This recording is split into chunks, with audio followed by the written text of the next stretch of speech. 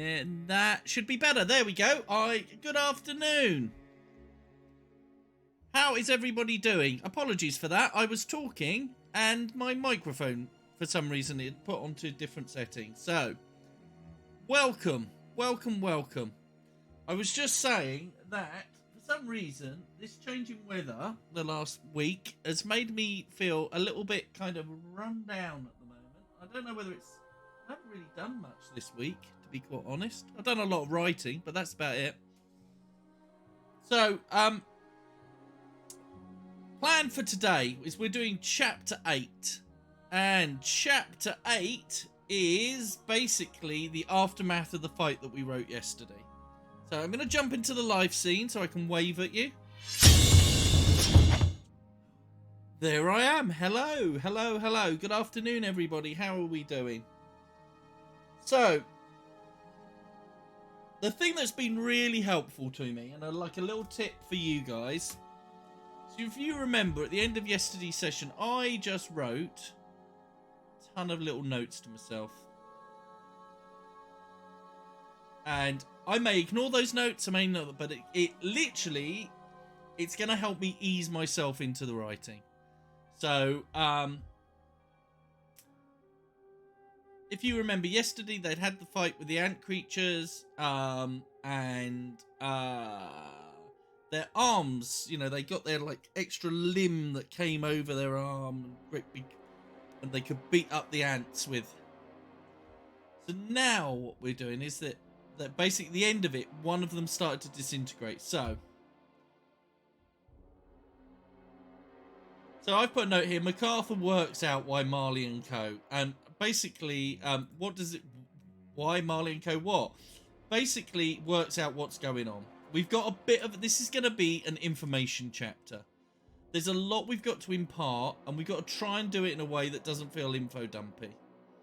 In practice, sometimes the first draft is very info-dumpy, and you have to sort of rewrite it or rewrite parts of it. So I'm not expecting this to be kind of a smash hit in one go, but we're gonna try and do it. Things to be think about when you've got a lot of information to impart. The number one thing is you want to avoid anything where it says, well, as you know, Bob, this and this. But what we have to do is impart information that the character wouldn't already know. Okay? When we've got bits that the character does know, how do we impart that to the reader? You can do it by like a little aside. So if you want to know that the miners revolted in 1066, you could have something that somebody would say, would go like, you know, it carries on like this. We'll have a worse revolt by the miners than they did in 1066. So instead of saying, well, Bob, as you know, the miners did revolt in 1066. Do you see what I mean? It's just changing the focus of it, where the information is used to...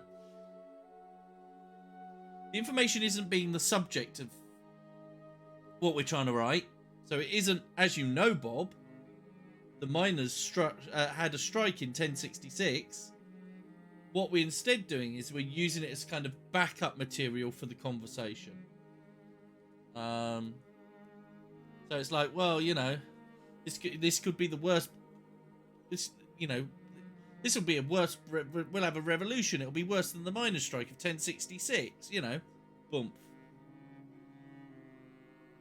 And then, you know, instead of going, well, as you know, Bob, that miners' strike was resolved by increasing the yield of potatoes. I don't know.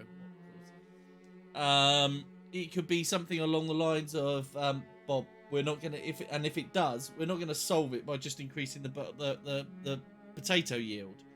Do you see what I mean? It just kind of becomes less of the subject of the conversation and more the back.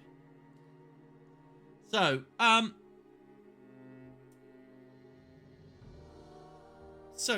right, what have we got to do? Point of view, I'm thinking Marley. just because we haven't had her there. And I think this is because there's a lot of information and direction for the characters. I think Marley needs to be, she's the person in charge. So we need MacArthur to work out why Marley and co can do what they can do. Because as you know, the soldiers explode when they eat. They don't. When Jax holds the orb, it opens the thing. It doesn't do that for anybody else. So we need to start off with going about the arms and the dust. They're going to have worries about exploding, but they're not going to. We did touch on that in the last chapter, where Freeman kind of said, well, that didn't happen to, our guys never grew arms.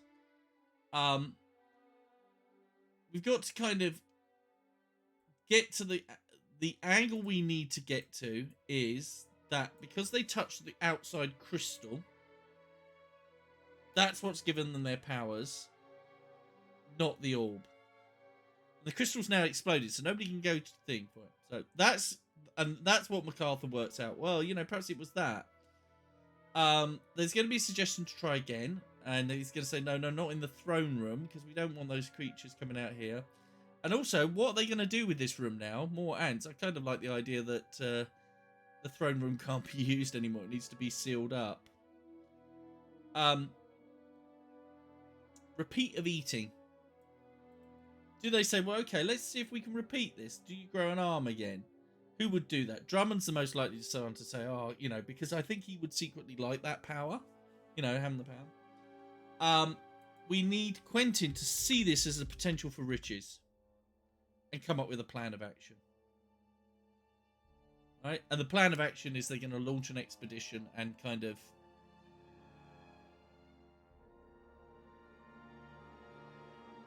So there is quite a bit there, and there's quite a bit to go on. So I am going to plug on. If you have any questions or any suggestions, by all means jump in.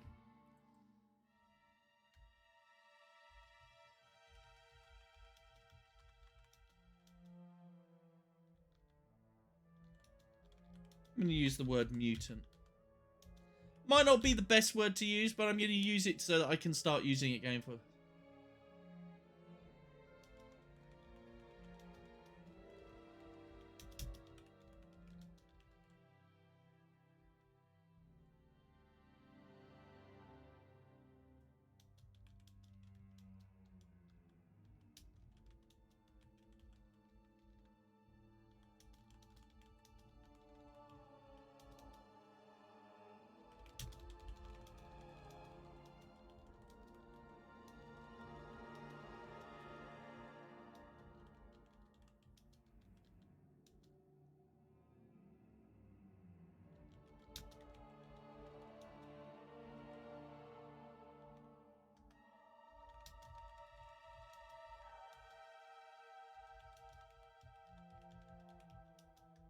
Carcasses.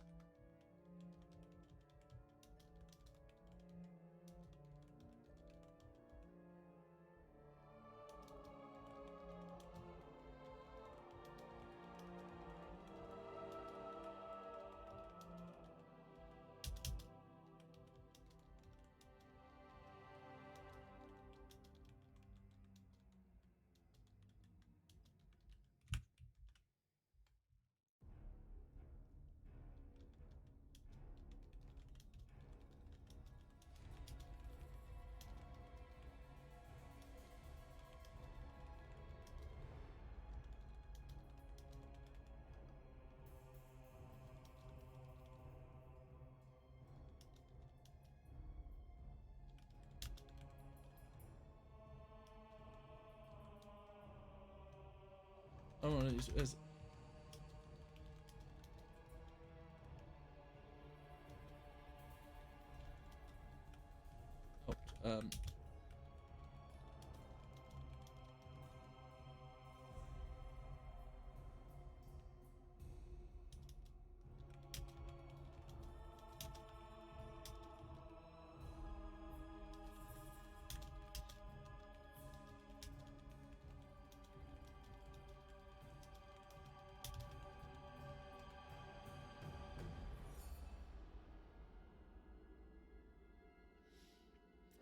referring back to something, I want to have a look here. Yeah.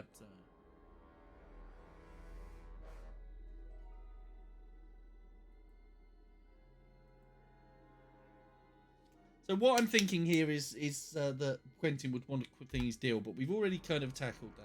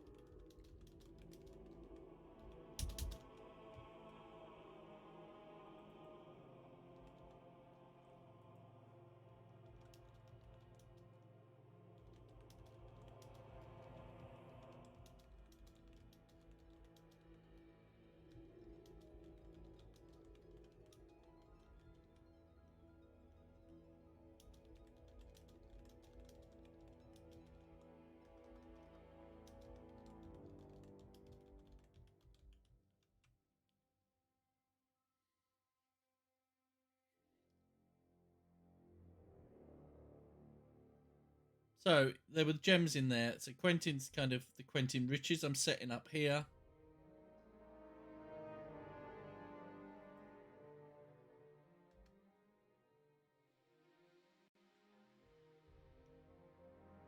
It's not Andrews, it's MacArthur.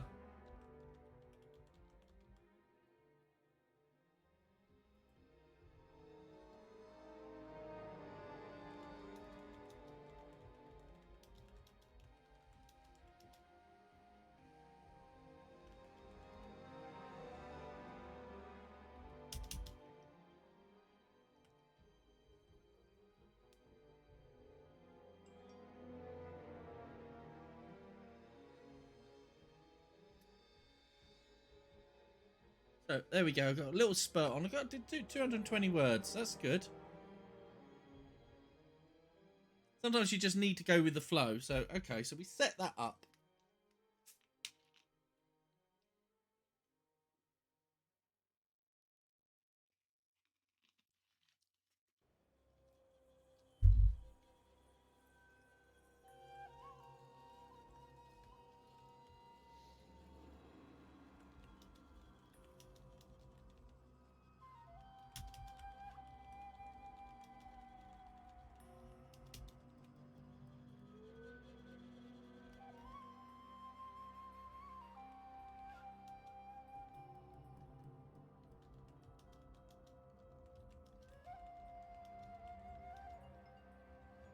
Why do people ring me when I'm afraid I cannot answer at the moment? Computer, stop.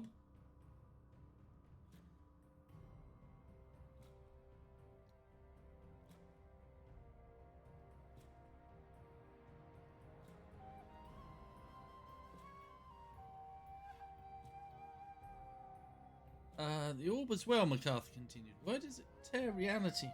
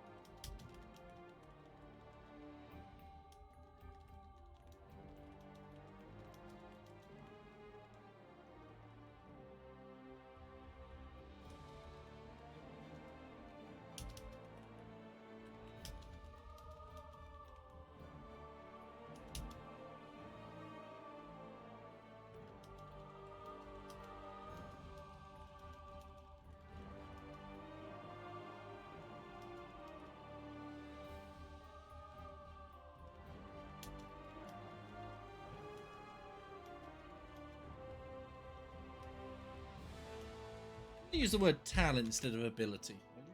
So, you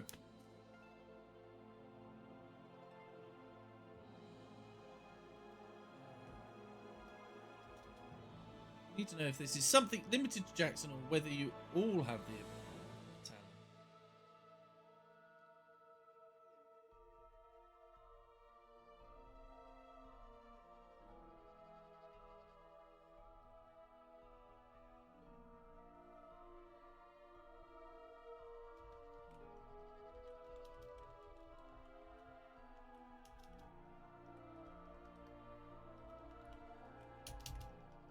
So we're doing started again. We're using started too many things. I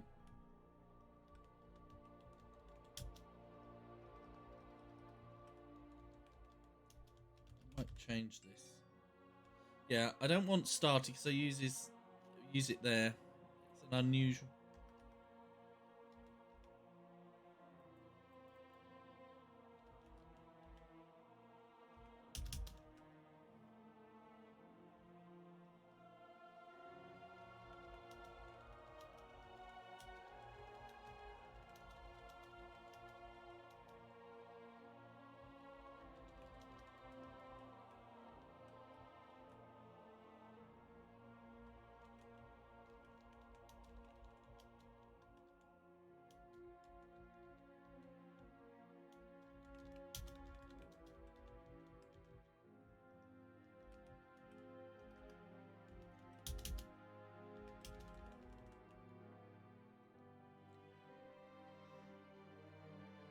So we're also, if you look, what I'm trying to do here is I'm building up the Quentin Riches stuff while I'm doing the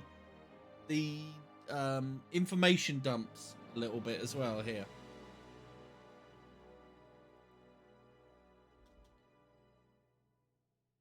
Sometimes I just let myself, I tend to write conversations. I get like a flow. I get the characters in my head talking to each other, and I'm literally just trying to type them down as quick as possible. So sometimes my initial drafts read almost like a script, and then I have to go back and kind of make them do things, and then that's when they kind of fiddle with things, and you know, and smart. I tend to put, they smiled and they nodded and all types of action so that they're not static. I need to be in a first draft. I guess that's okay. I try and make sure that if I'm having a long conversation, that something is also happening. So what you don't want to have is two characters standing there going, you know, Bob is here. You know, Bob is here, Jill is there, and they're just talking to each other. What I want them to be doing is Bob's making a cup of tea, or Jill's doing the gardening, or, you know, Bob's fighting something. Sometimes you want some action going on. It doesn't have to be, you know, it can just be a cup of tea. Doesn't need to be anything too fancy. It's just something. And let that action, like that making the cup of tea, kind of drive the story forward whilst the conversation fits around it. And then it feels a little bit less info dumpy.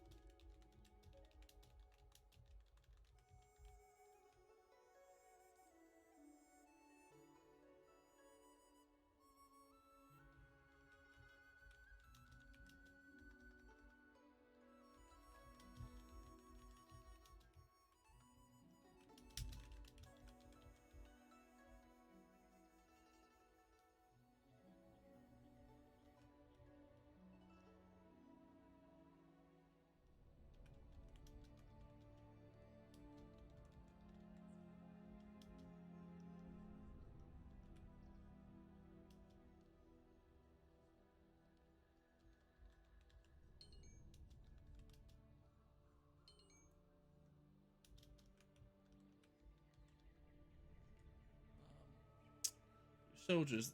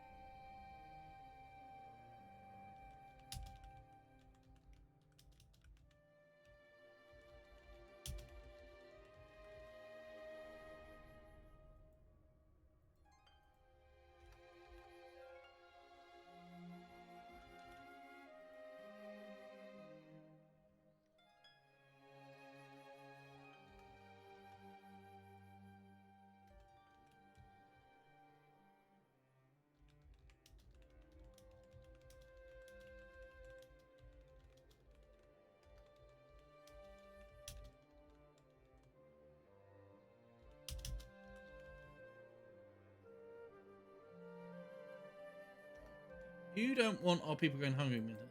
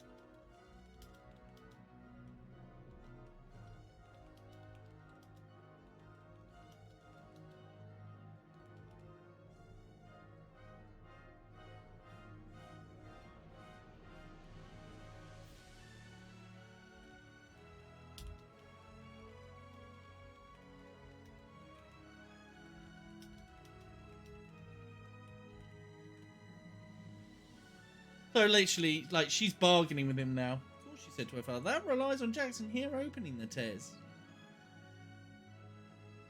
So couldn't argue with Quentin's logic. He was a self-centered, but if he's aimed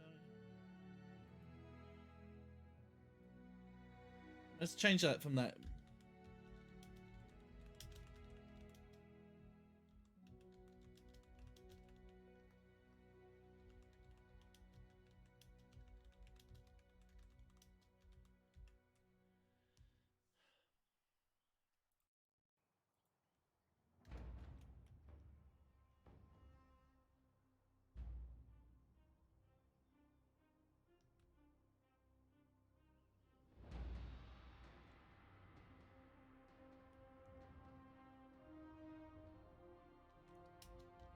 So I'm just thinking Drummond would kind of come in here.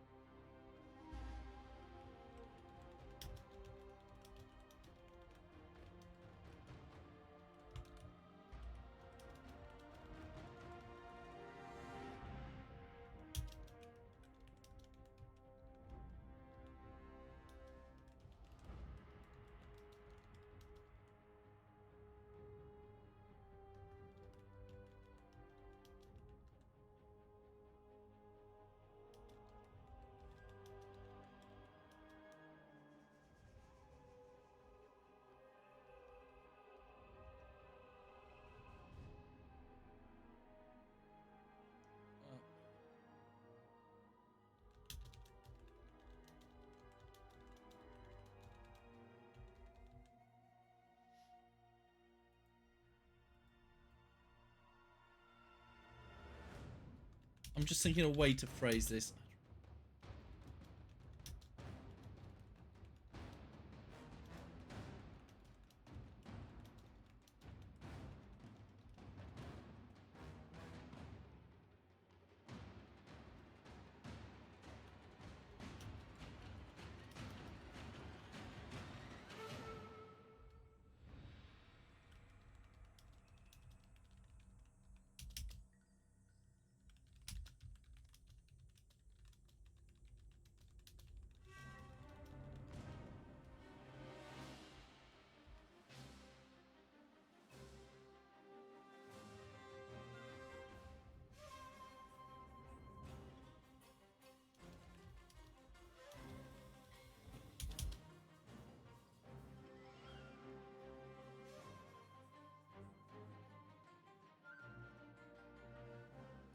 Marley was shocked. Her father was more likely to plot an undercut. Agree.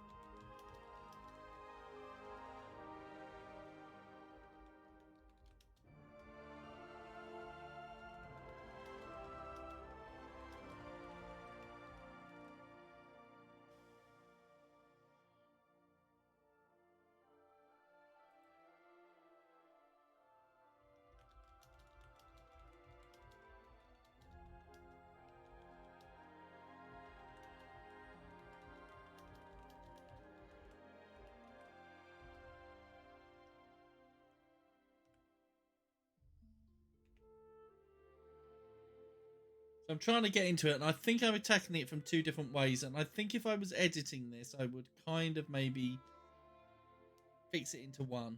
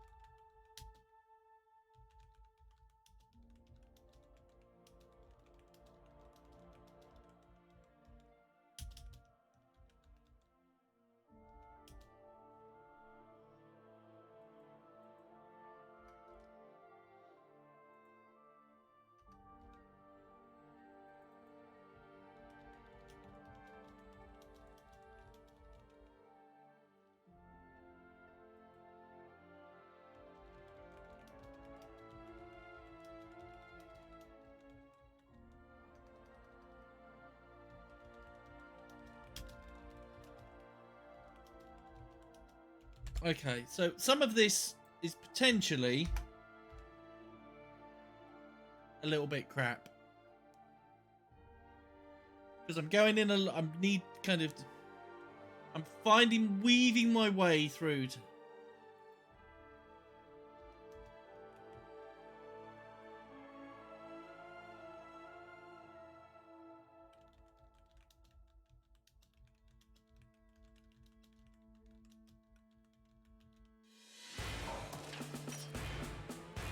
Thanks for the follow, Bob.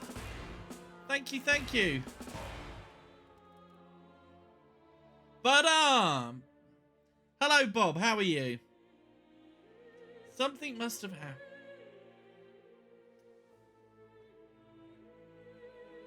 Something must have happened.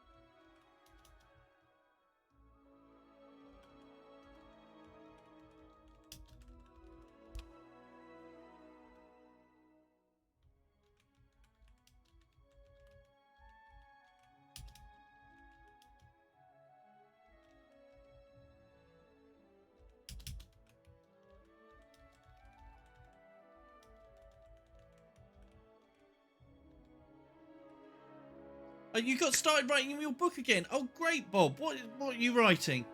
Tell me about it.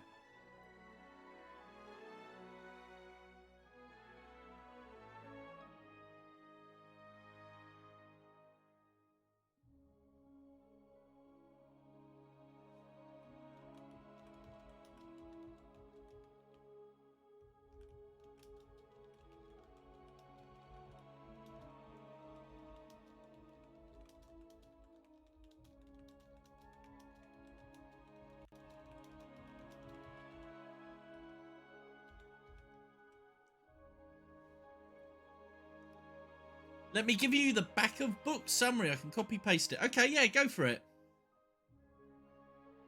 Medieval fantasy, cool. Okay. Let me try and give you. Let's get some. Let's try and do some reading here. Oh, I've got something. Wait a minute. I've got a. 1 second. I'm gonna give this a proper reading for you. If I can find what I'm looking for.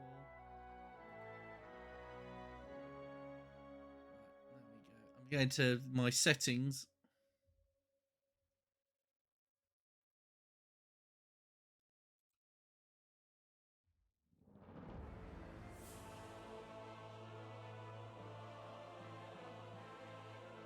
Right, I have gone to broadcaster voice. Sybil is a cultist of an evil god, just trying to do the right thing. Taken in by a charismatic religious leader and apprenticing for a beautiful witch, she'll become a powerful figure in her own right. But foul plagues, dangerous dungeons, and rival cults await. Sybil seeks true faith in the face of certain death, but the forces of good may claim her yet.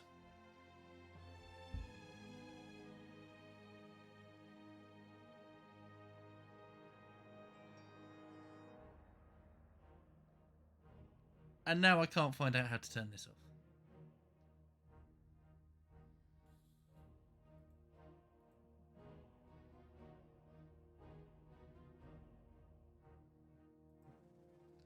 I don't know if that's even right. But anyway, right, we'll put it on back on there. It sounds good, Bob.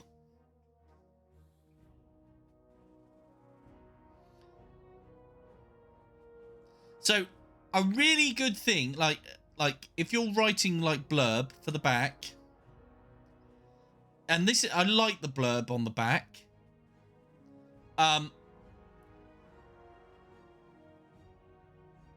Is that the only thing I think is missing from that blurb is let me I don't think I can do it on this computer because there is, I'm gonna have a look on my notes because there is a really good formula I found for like blurb if you're ever gonna like put this on the back of a book or you're gonna send it to an agent at all. It's in my marketing. Notes.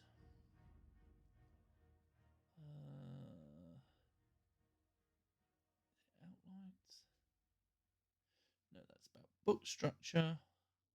Got all these notes. Oh, I'll just move the music on a bit. We are listening to World of Warcraft at the moment because the ones I was using was just yeah, the World of the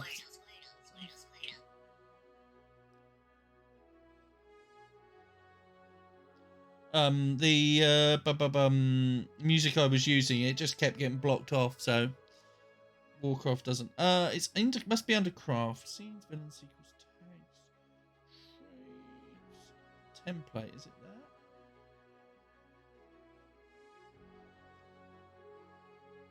No. I'm trying to find it.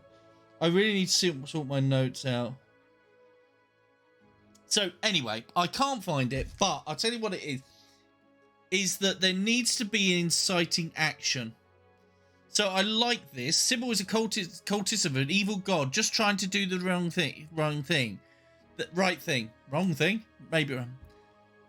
When something happens, she is forced to make a choice.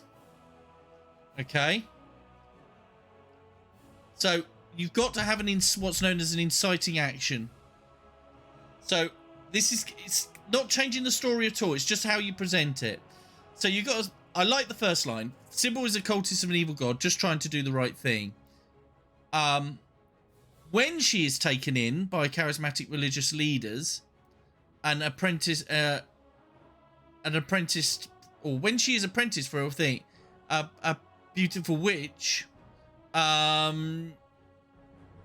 she has to make some decision, and it's like, will she survive the foul plagues, dangerous dungeons, and rival cults, or will she, in the face of certain death, be claimed by the forces of good, or something like that? I don't know if that makes sense. Have a play with it, but that is really good. I'm trying to think of the book that I saw as well that had it in. Is I am having a look. No, oh gosh.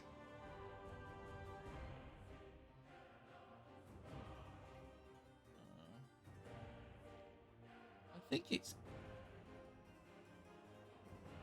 yeah. If you're ever trying to sell it, there is a really, really good book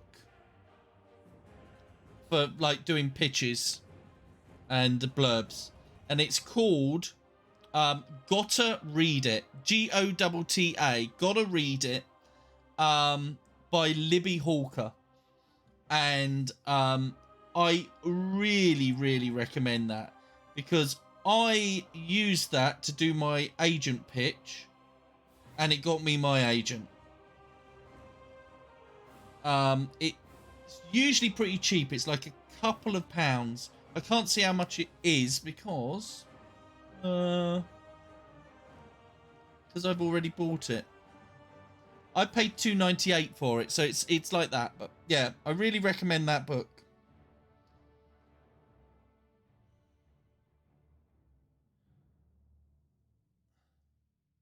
Right, just send a message. Right, okay, let's get back to the story. 99 cents on Kindle. I mean, it depends what you're going to do. If you're just going to do it for, I think even if you're going to self-publish it or something like that, it just will make that, doesn't change anything. It'll just make it really stronger. She does another book about writing fast as well, which is really good as well. Yeah. There's not too much to it. It's a very short book. It's sort of 22,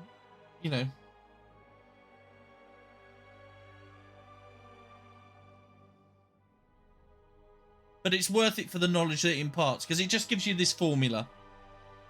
And it's like, when character meets obstacle, they make decision. That will, and if they fail, it will mean this. It's something like that. And as I say, I used it for my agent pitch, and it got me a really good agent. So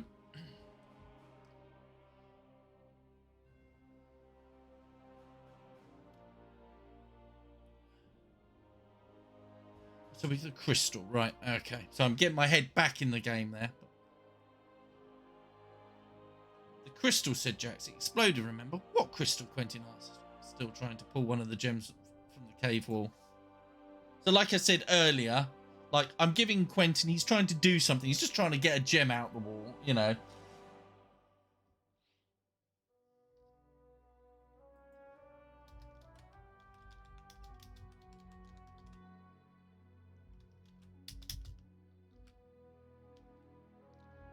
No, when we rode, he might be giving things away, so.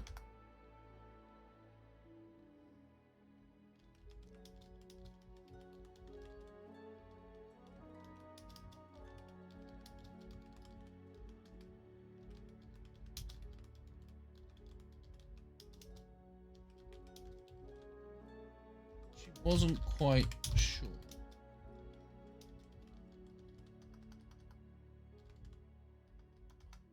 Can't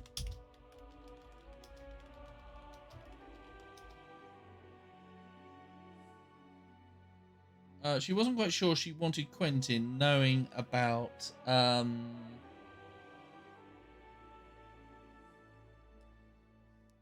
Professor.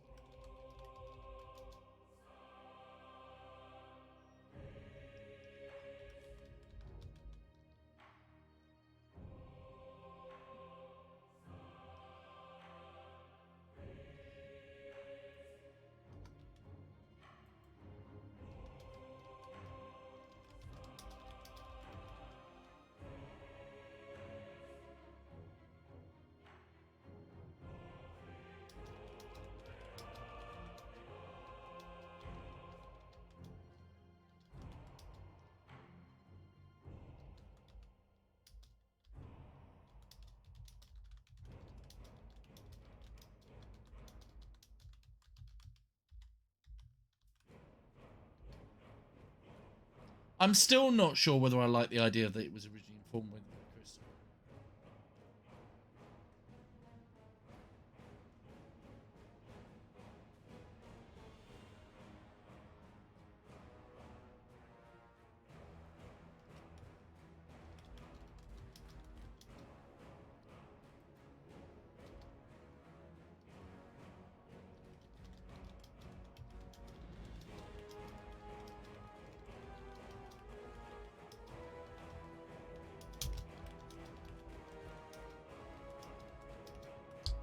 Let's have Quentin snatching.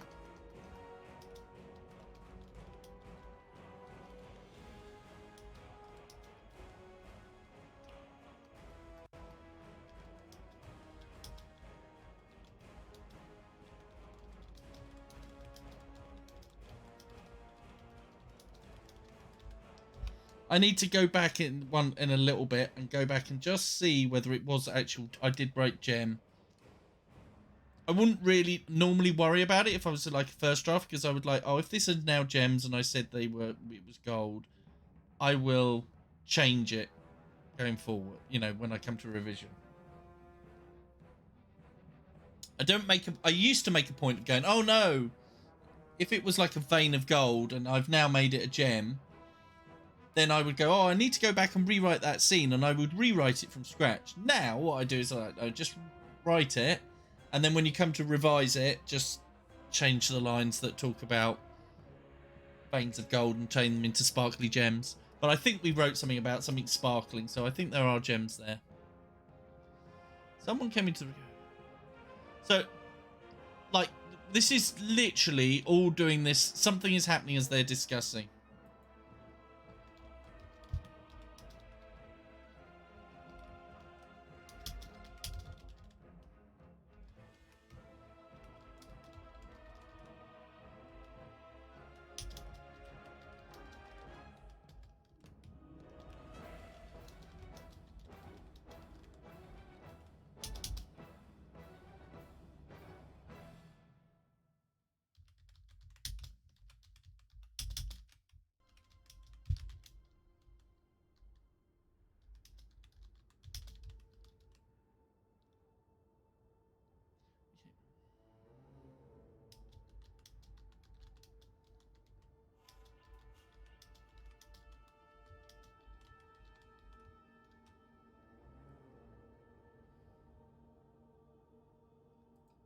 It's spelled wrong.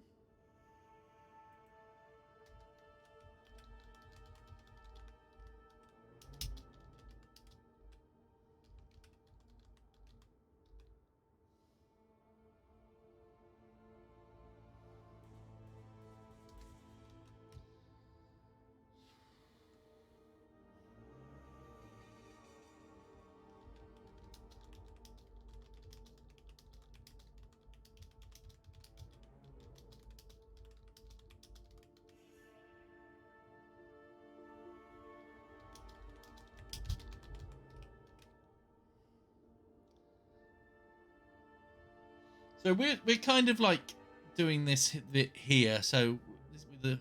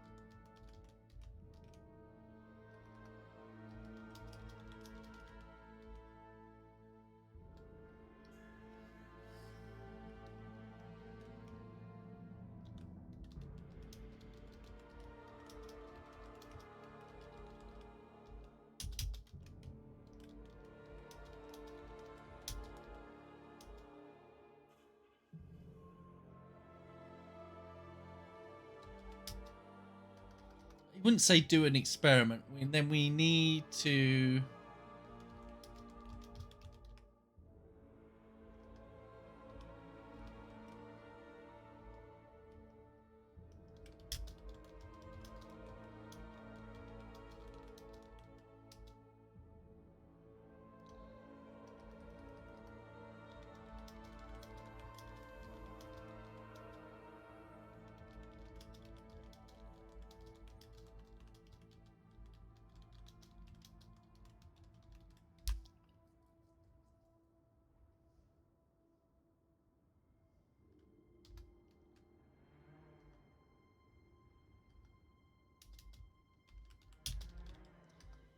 I was going to say it somehow. Uh,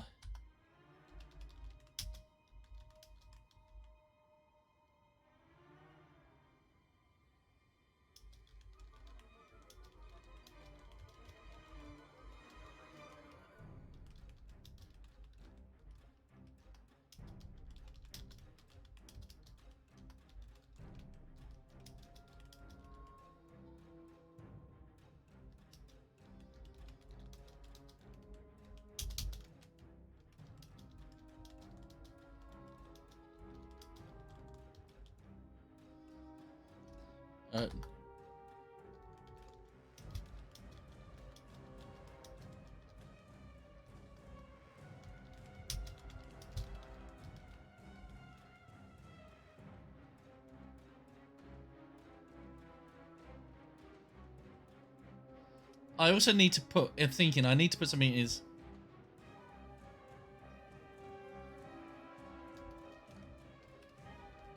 Were there more...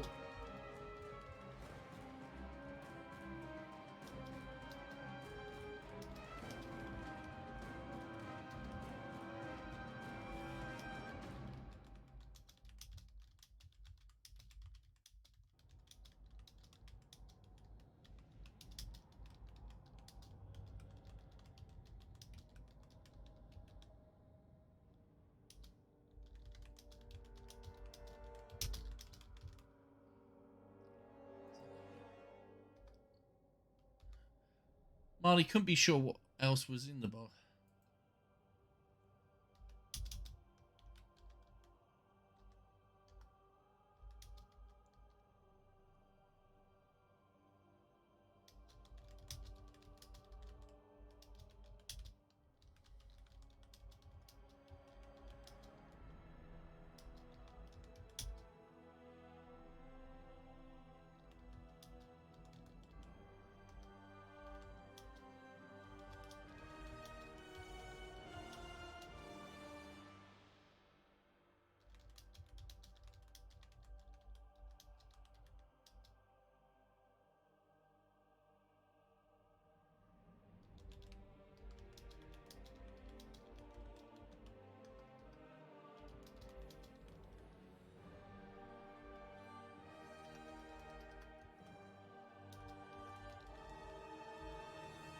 Okay, this is a complicated sentence. I just need to make sure I've got it right.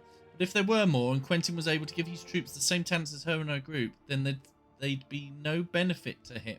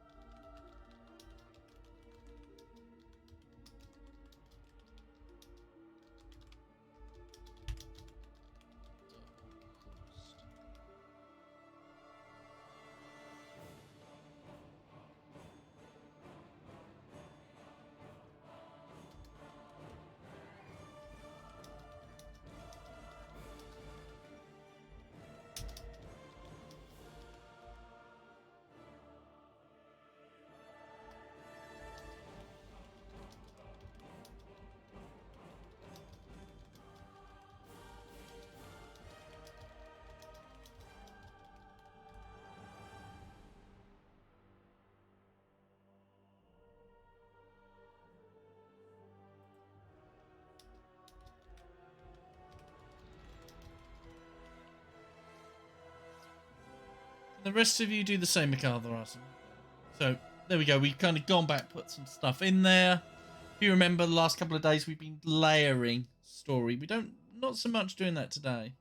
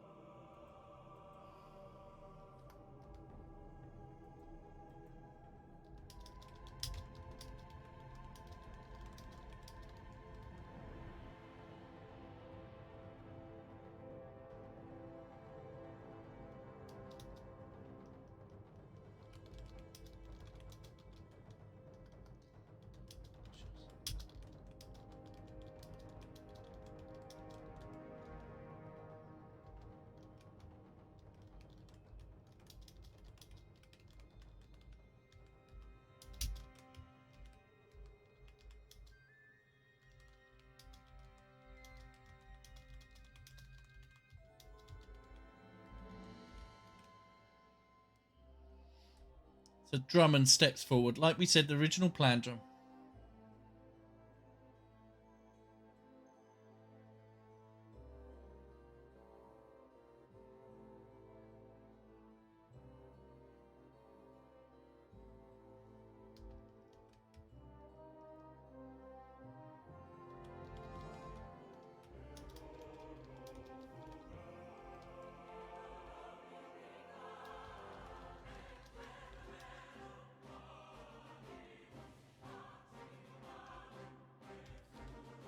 But said Quentin Murray's jaw.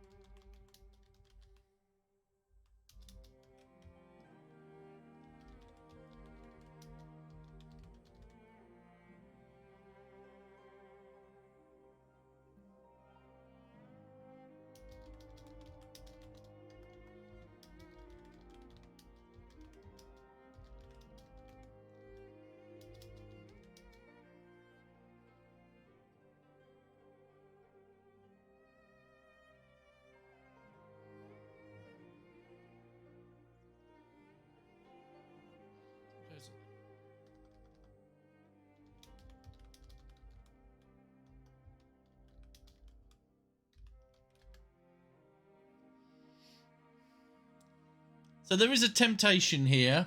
I want to say, oh, I'm tired.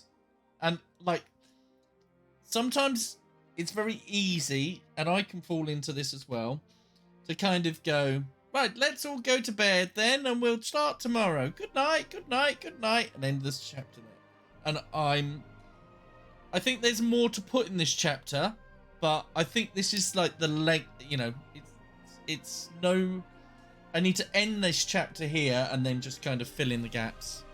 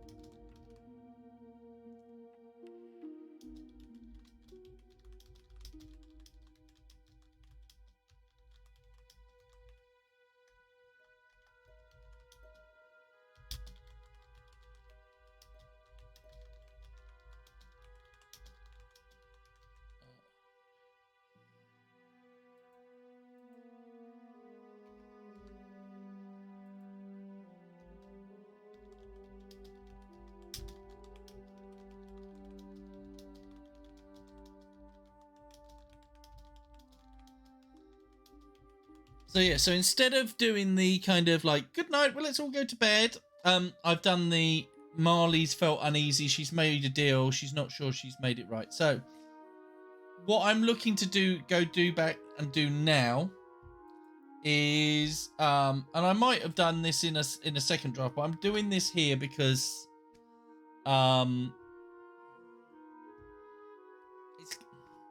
it's what's first draft and what's second draft is different for each person.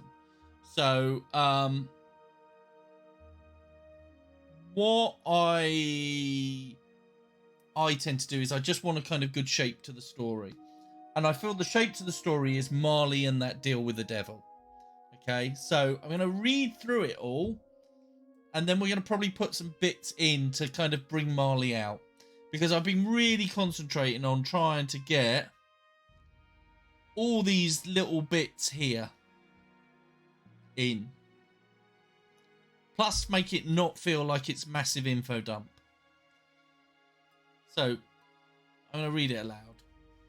Marley watched as her huge mutant arm crumbled to dust. Around her, she saw the same happening to the others. She looked over to where the remains of the soldiers had laid before being covered the carcasses of those creatures. Those soldiers had exploded, Freeman said.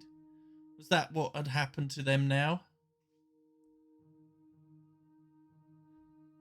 Was it Freeman who said that? This is little things I have to do just to kind of do it.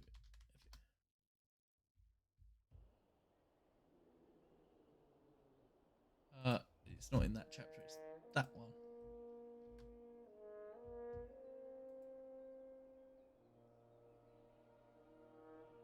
Right, so he did say, that was Freeman who said that. Freeman's face turned scarlet.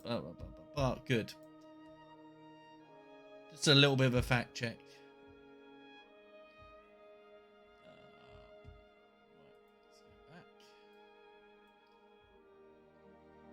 She looked around at the others, each with similar concern on their face, as a couple of soldiers helped Freeman out the cave.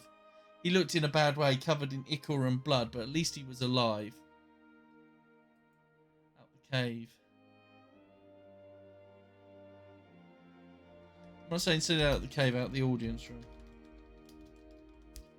He doesn't really say anything afterwards.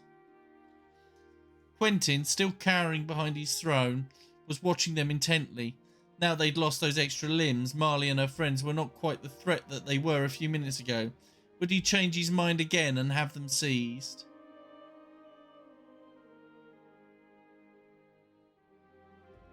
Have I got again twice? Again felt... Sometimes you read something and one word kind of sticks out. Quentin, still cowering behind his throne, was watching them intently. Now they'd lost those extra limbs. Marley and her friends were not quite the threat they were a few minutes ago. Would he change his mind again and have them seized? No, just... Are we going to explode now, Jack said, echoing everyone's mind. Apparently not, said Ray, walking over. It appears whatever happened to those soldiers was not the same as happened to us. Most interesting, said MacArthur, leaving Quentin's side to join them. I wonder what might account for the discrepancy. Does it matter? Quentin called over from the back of the room. I want men with pickaxes in the room now, mining those gems before more of those creatures... I want men with pickaxes in this room now, mining those gems before more of those creatures appear.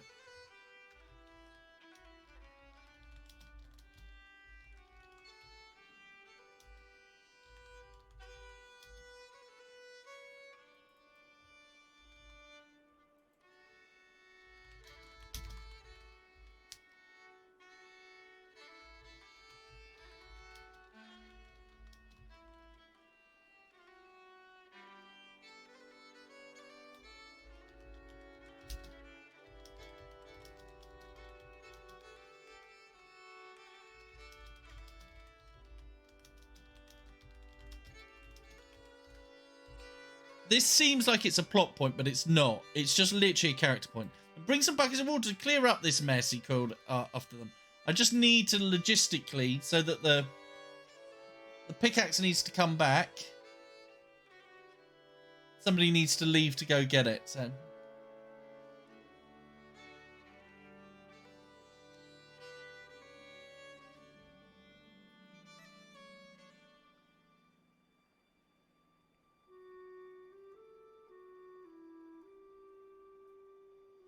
I'm going to read this again because the does it matter bit needs to do with this question here, and that might be too much of a gap. Most interesting, said MacArthur, leaving Quentin's side to join them. I wonder what might account for the discrepancy. Does it matter? Quentin called over from the back of the room. I want men with packages in this room now. I want men with pickaxes in this room. That's where it's saying. Mining those gems before more of those creatures appear. Sometimes reading aloud, where you stumble is where the problem lies. And it's not always obvious. I want men with pickaxes in this room mining those gems before more of those creatures.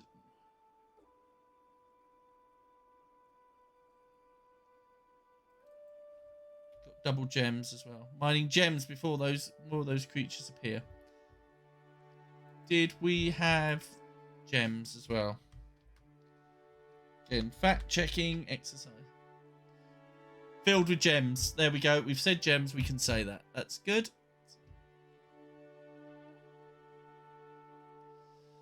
So most interested, MacArthur, leaving Quentin inside to join them. I wonder what might account for the discrepancy.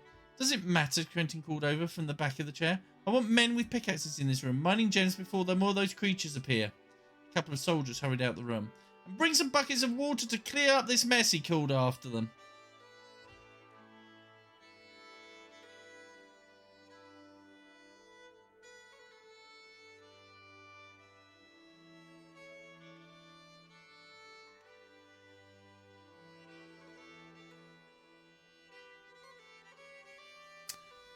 This sentence no longer works because there's too much of a gap.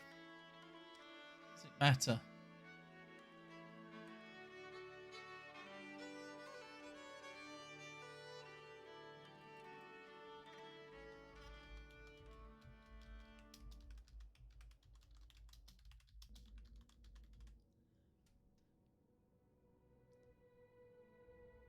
The discrepancy in MacArthur Dad notes did matter to Marley. The orb as well, MacArthur continued.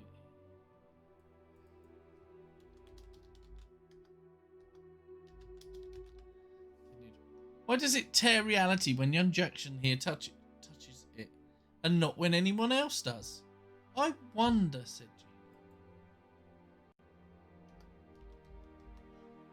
Gina. Gina looked over to where it lay beside the throne.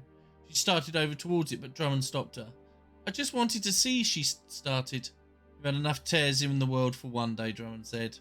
No, said Quentin, emerging from behind the throne. The girl is right. We need to know if this is something limited to Jackson, or whether you all have the talent.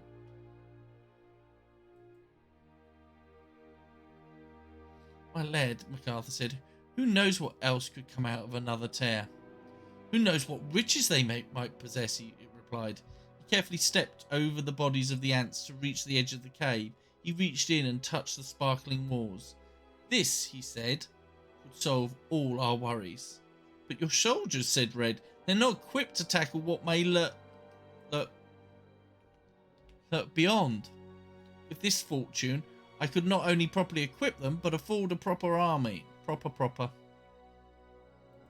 A full army. My lad, MacArthur protested. We don't want our people going hungry this winter. This is how we solve it. Marley couldn't argue with Quentin's logic. He was a self-centered son of a bitch, but if his aims meant people didn't starve this winter, she could support it. Of course, she said to her father, that relies on Jackson here opening the tears. Led Quentin sighed. What do you want? A quarter, Drummond said. Marley stared at him. What? He protested. The cranny desperately needs repairs, and I'd rather not have to rely on hunting to fill our bellies. Very well, said Quentin. Marley was shocked. Her father was more likely to plot and undercut than ever agree. But, he added, I want your full support on this. Drummond looked at Marley, seeking approval. She shrugged. No doubt her father would pull some con on them at one point or other, but he'd do that whether they were sharing riches or not. Okay, she said. First sign of any side effects and we stop. Woo, cheered Jax, we're rich. Steady on, said Red. We still need to understand why we're able to open portals and grow extra arms and everyone else just explodes. I agree, said Marley. Just because they didn't explode this time didn't mean they might not the next. There was risk to this plan. Something she didn't want to frighten the others with just yet.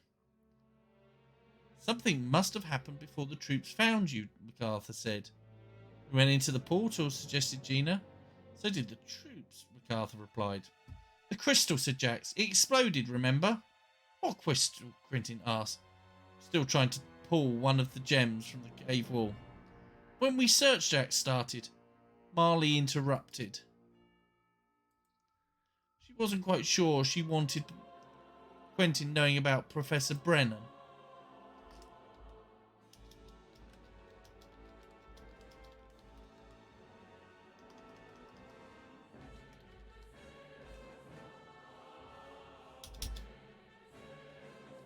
Little expansion on this.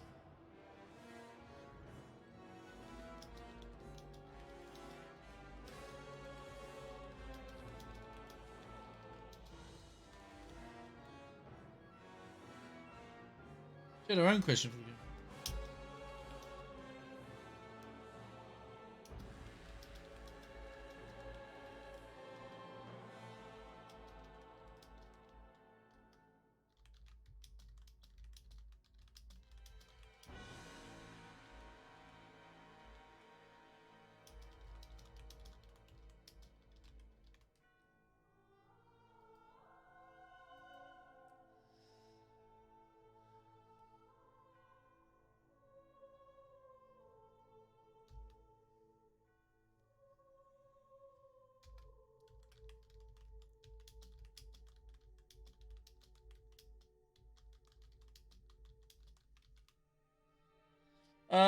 So she.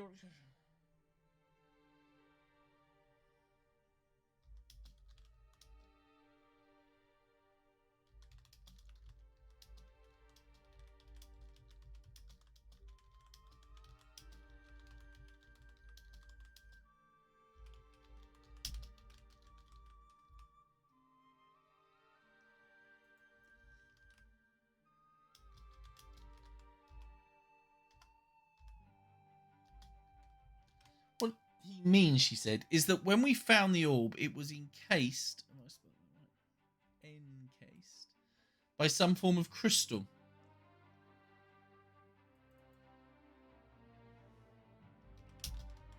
A serf came into the room carrying a pickaxe. Quentin snatched it and began hitting at the rock that.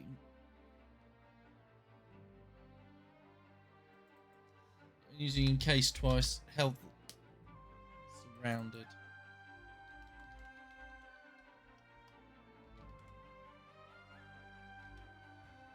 Surrounded the gem. Where's this crystal now? He asked. It exploded, Jack said. Knocked us clean out, added Red. We came to, hours later. Found the orb in its place. Interesting, said MacArthur. Jack then picked up the orb and was able to open the tear in the world. The rest you know.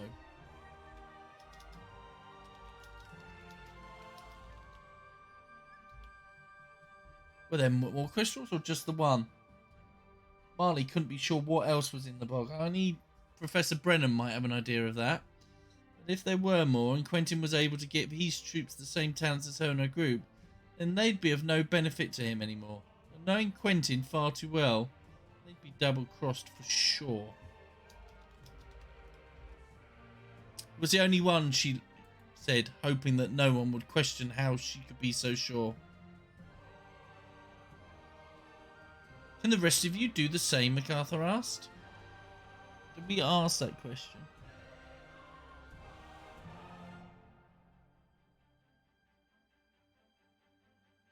That goes back to...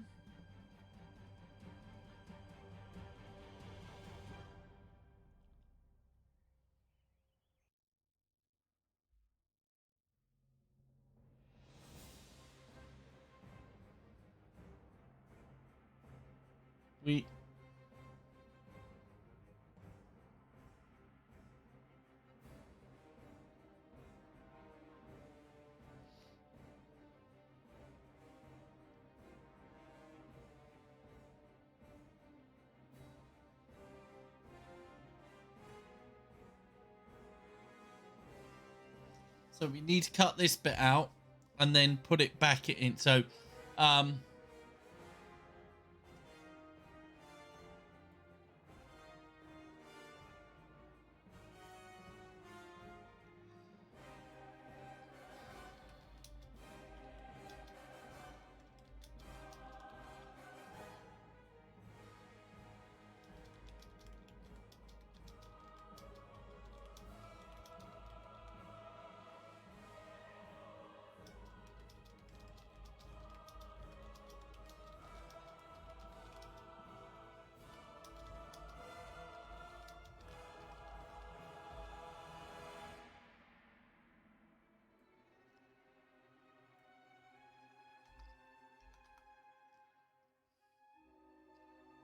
So, there we go. We will need to try the rest of you. We will need to try the rest of...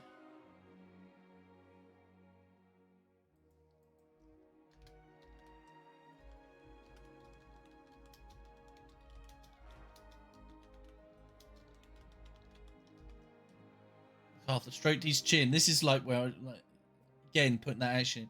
We will need to try the rest of you with the orb to see if you have the same talent as young Jackson.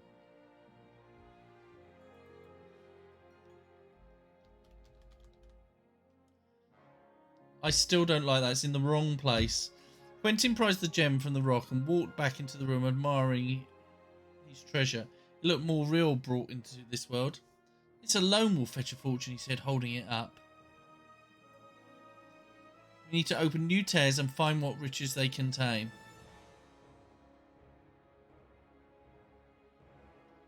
So that needs to go...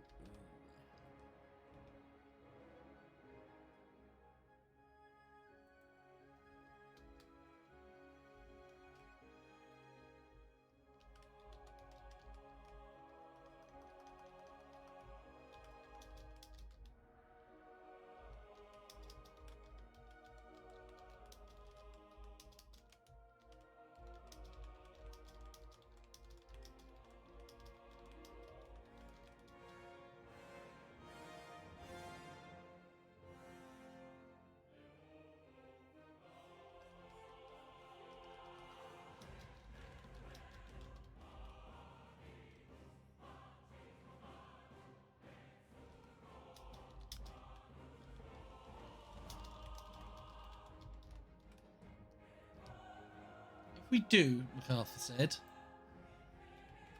I'd like to try the orb with someone else and observe the results.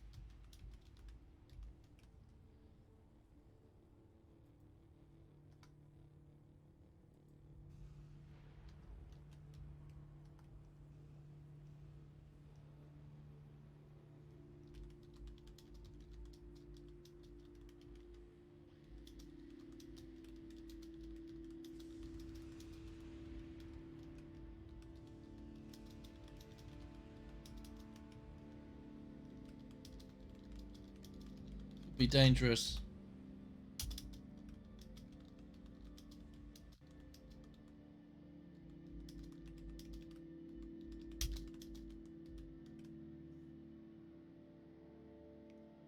I'd like to try the fruit again and see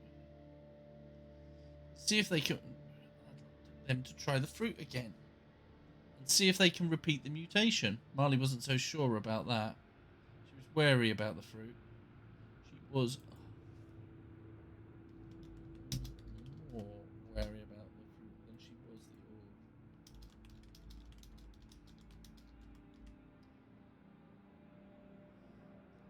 I might have just been lucky the first time.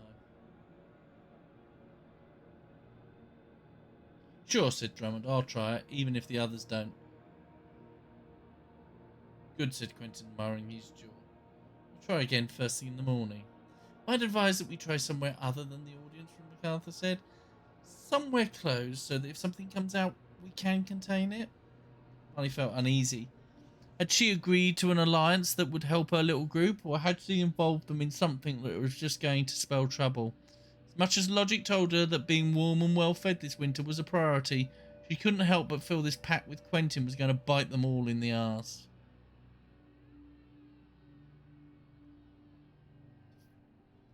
That may be the chapter.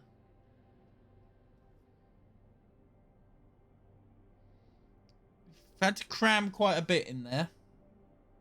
I'm going to do one last read through. and then we'll see, because that could be...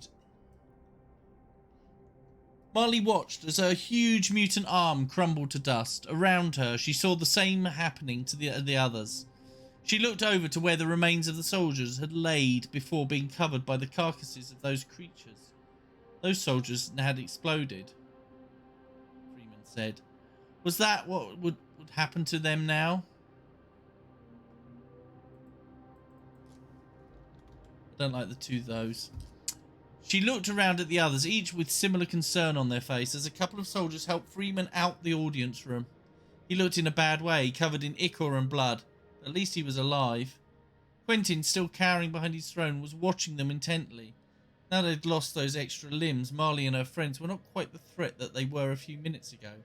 Would he change his mind?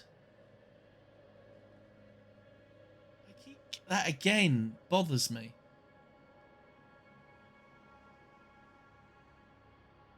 Would he change his mind again and have them seized?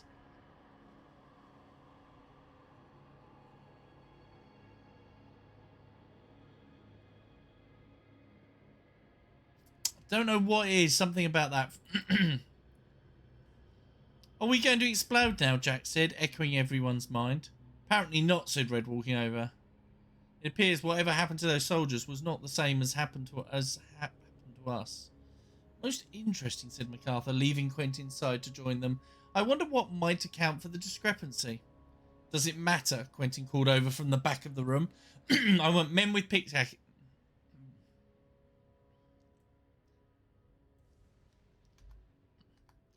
I want men with pickaxes mining those gems before more of those mining gems before more of those creatures appear. Again, kind of taking it back. We've already said it's the room. We don't need to repeat it. A couple of soldiers hurried out the room. I'm going to take it hurried out. And bring some buckets of water to clear up this mess, he called out. After them. He called after them. But the discrepancy MacArthur had noticed did matter to Marley. And? Does it matter why?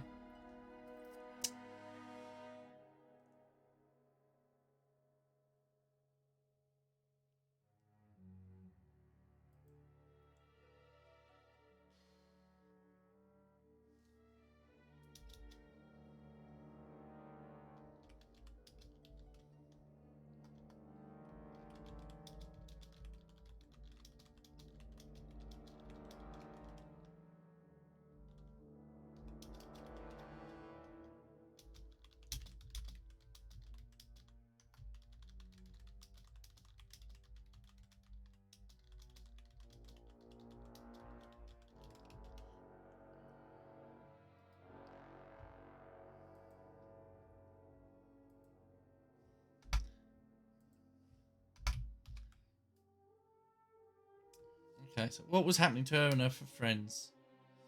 Why was it so different to the experience of those poor soldiers? The orb was well, the old man continued. Why does it tear reality when young Jackson here touches it and not when anyone else does? It's a question. You need a question mark. I wonder, said Gina.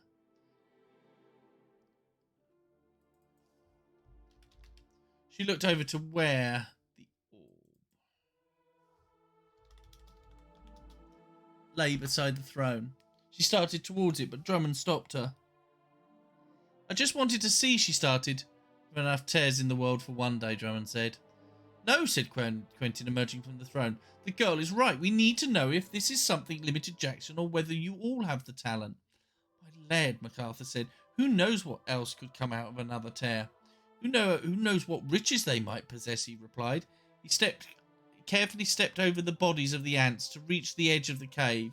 He reached in and touched the sparkling walls.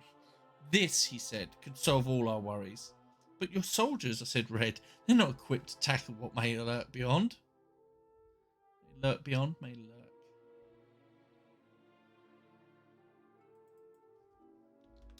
In these other worlds. With this fortune, I could not only properly equip them, but afford a full army. By lead, MacArthur protested.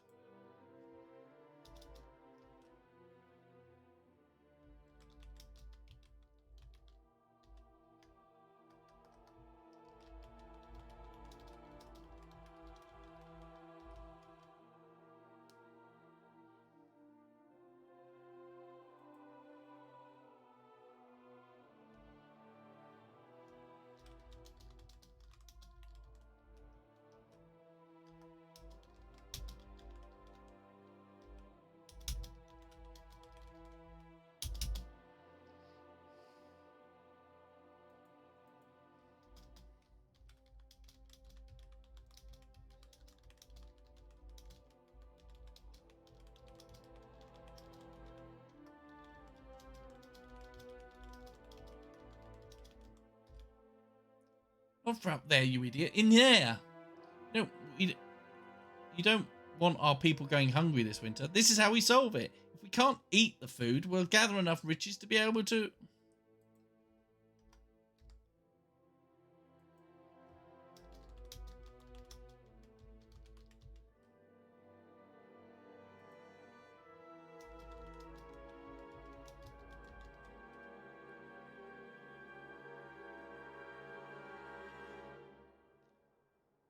Expanded a little bit. Yeah. Which I could not only properly equip them, but afford a full army. My lord, MacArthur protested. The clanlands are peaceful. Not for out here, you idiot. In there. You don't want our people going hungry this winter. This is how we solve it. If we can't eat the food from these worlds, we'll gather enough riches to be able to afford it from the other estates.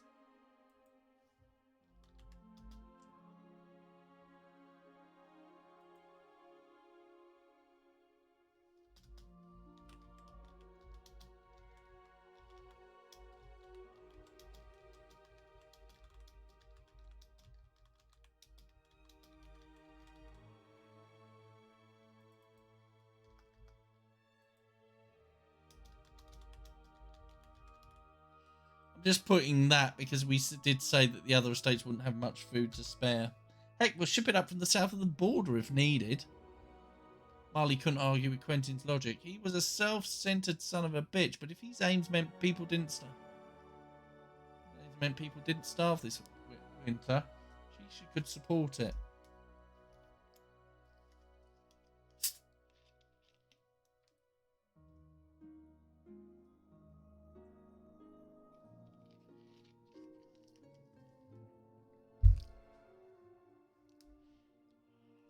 Of course, she said to her father, that relies on Jackson here opening the tears. Laird Quentin sighed. What do you want? A quarter, Drummond said. Marley stared at him. What, he protested. The crowning desperately needs repairs, and I'd rather not have to rely on hunting to fill our belly. Rather not have to rely on hunting to fill our bellies. Very well, said Quentin.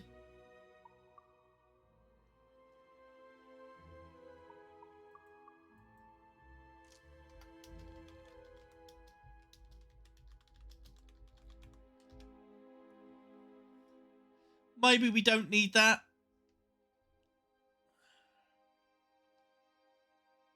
As I say, it's better. I tend to overwrite the first thing. So maybe we can just very well, said Quentin, rather than have without a second thought.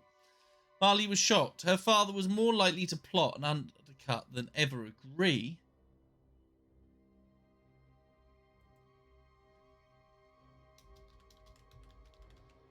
So readily. But, he added, I want your full support on this. Drummond looked at Marley, seeking approval. She shrugged. No doubt her father would pull some con on them at one point or another. But he'd do that whether they were sharing riches or not. Okay, she said, but the first sign of any side effects... and we stop. Woo, cheered Jax, we're rich! Steady on, said Red. We still need to understand why we're able to open portals with great extra arms, and everyone else just explodes. I agree, said Marley. Just because they didn't explode this time didn't mean they might not the next. There was risk to this plan, something she didn't want to frighten the others with just yet. Something must have happened before the troops found you, MacArthur said. We went into the portal, suggested Gina. So did the troops, MacArthur replied. The crystal, said Jax. I know that's It exploded, remember? What crystal? Quentin asked, still trying to pull one of the gems from the cave wall. When we searched, Jack started. Marley interrupted. She wasn't quite sure she wanted Quentin knowing about Professor Brennan. At least, not yet at least. She had her own questions for the good professor, such as how he knew where there were things to be found in the bog in the first place. How he knew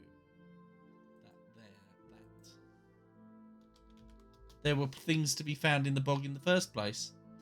There'd be time in the future for that, but for now it made sense to keep that information from Laird Quentin. What he means, she said, is when we found the orb, it was encased by some form of crystal.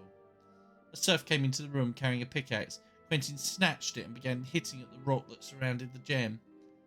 Where's this crystal now? He asked. Exploded, Jax replied. Not just clean out, added Red. We came 2 hours later and found the orb in its place. Interesting, said MacArthur. Jax then picked up the orb and was able to open the tear in the world. The rest you know. Were there more crystals or just the one? Marley couldn't be sure what else was in the bog. Only Professor Brennan might have an idea of that. But if there were more, and Quentin was able to give his troops the same talents as her and her group, then they'd no longer.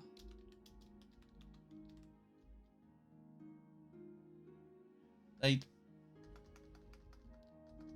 be no longer be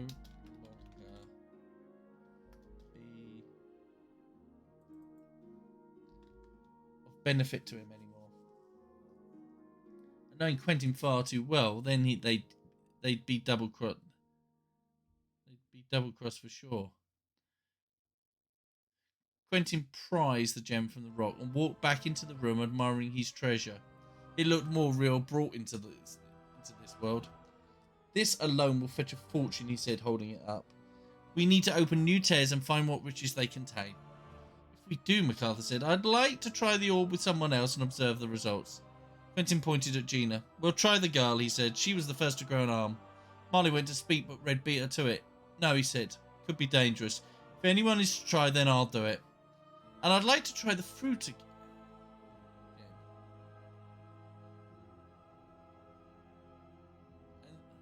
And see if they can repeat the mutation.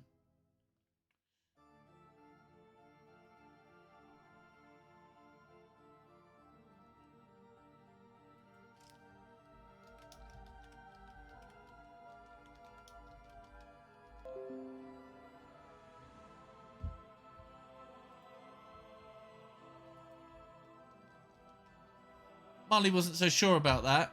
She was even more wary about the fruit than she was the orb. It might have just been lucky the first time. Sure, said Drummond. I'll try it, even if the others don't. Good, said Quentin, marring his jaw. We'll try again first thing in the morning. I'd advise we try somewhere other than the audience room, MacArthur suggested. Somewhere closed, so that if something does come out, we can easily contain it. Marley felt uneasy. Had she agreed to an alliance that would help her little group, or had she involved them in something that was going to spell trouble? As much as logic told her that being warm and well fed this winter was a priority, she couldn't help but feel this pact with Quentin was going to bite them all in the arse. That is the chapter.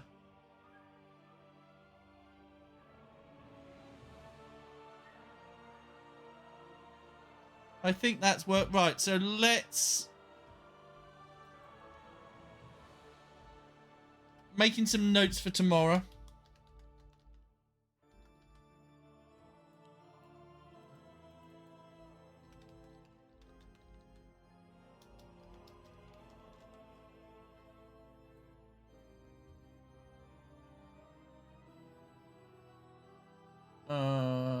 So it's 18, so we can read it on the live stream.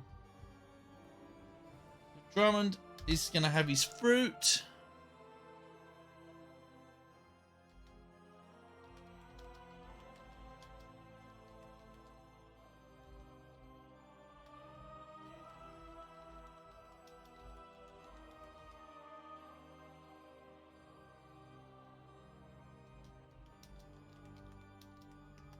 So I was just thinking, how if they do encounter natives? Well, I mean natives. I don't mean like primitives. You know, they encounter people from that world.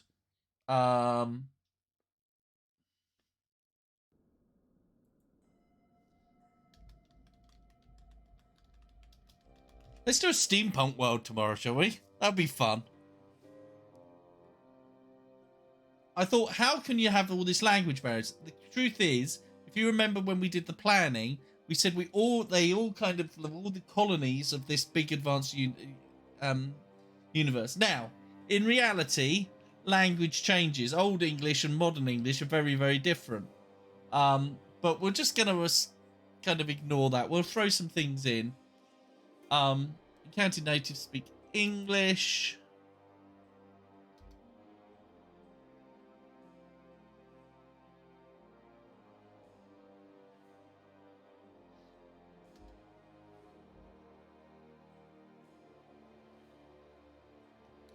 I think there should be, we should preempt the warning from Professor Brennan that's coming up.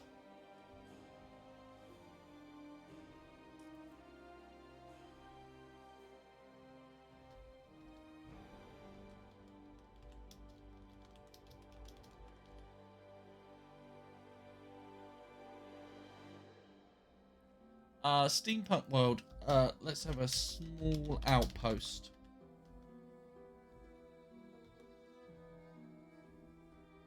Because we want, they're going to be more technologically advanced. Choose fight. Rob, warning. Drummond's going to try the red opens tear.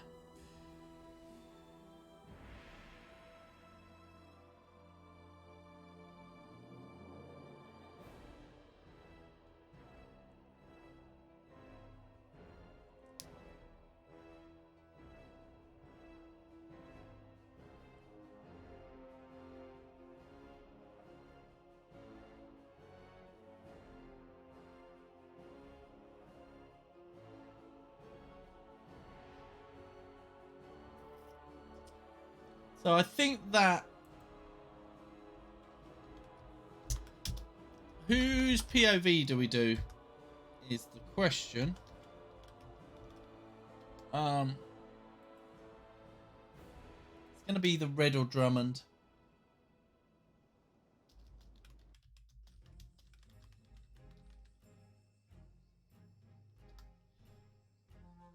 Okay, so that is the plan for tomorrow. We've got to get Drummond's got to try the fruit. Red's going to open the tear. Steampunk world, small outpost. Counter the natives. They speak English. Shoot, fight, Rob. They've got to be a warning. Then we got Professor Brennan the day for next week, and then plan, because we want to plan 2 things ahead.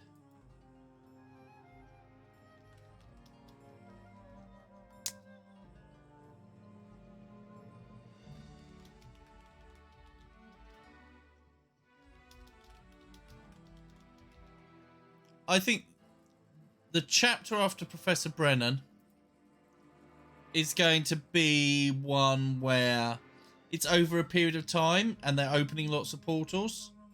So it's going to be something that starts with something like the winter went well, the thing. We need to have a passage of time within that. So that's going to be a challenge there. Professor Brennan. Well, the new expedition gives us a new world. And it gives us our first encounter. And those are people in the outpost. They've got to be like, no, don't open these portals. Just don't, you know. Can't close them.